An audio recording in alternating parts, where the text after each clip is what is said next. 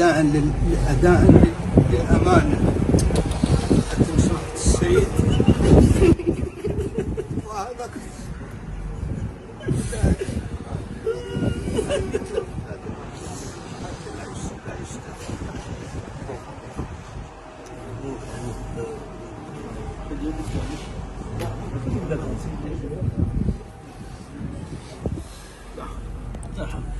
بسم الله.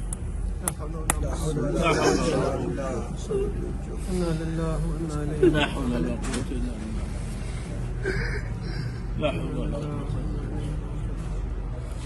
لا حول ولا قوة. لا حول ولا قوة إلا بالله. لا بقاء إلا لله. لا سيئة. يعني بدي خلي بدي.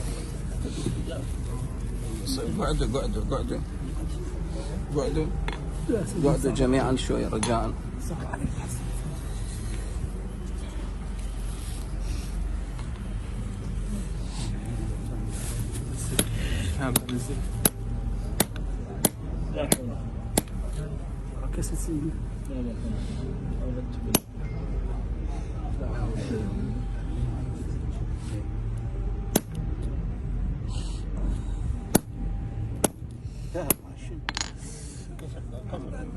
ذهب على الشيء عمل كسر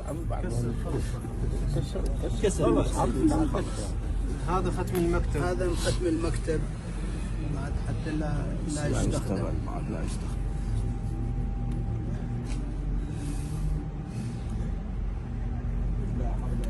لا بقاء إلا لله. لا بقاء إلا لله.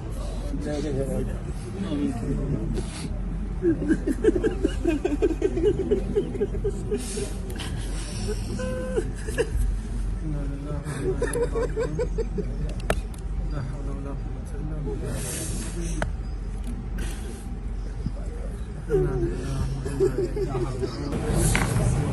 نستغفر الله لا يقصر أو تقصير، وإن شاء الله يتقبل هذا الجهد.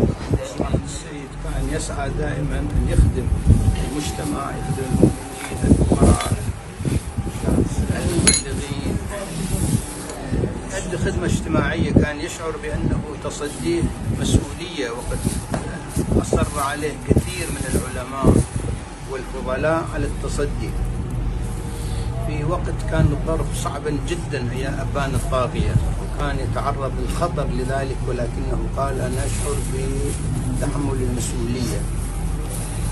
الآن ذهب إلى ربه، وإن شاء الله نحن سنكون على هذا الطريق، وفي إتلاف الختم الشخصي لسماحته ولختم المكتب. بعد لا يكون هناك مجال لاستخدام هذين الختمين، ونسأل الله سبحانه وتعالى أن يطيل في عمر المراجع الكرام، وأن يوفق الحوزات العلمية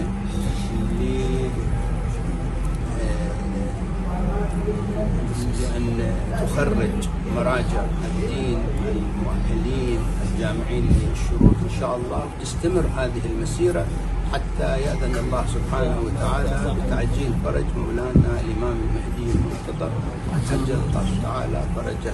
وآخر دعوانا أن الحمد لله رب العالمين.